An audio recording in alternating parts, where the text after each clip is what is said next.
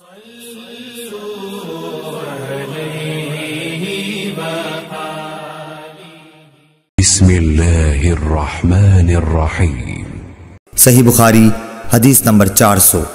जाबिर बिन अब्दुल्लाह ने फरमाया कि नबी करीम सल्लल्लाहु अलैहि वसल्लम अपनी सवारी पर ख्वाह उसका रुख किसी तरफ हो नफिल नमाज पढ़ते थे, लेकिन जब फ़र्ज नमाज पढ़ना चाहते तो सवारी से उतर जाते और क़िबले की तरफ मुँह करके नमाज पढ़ते।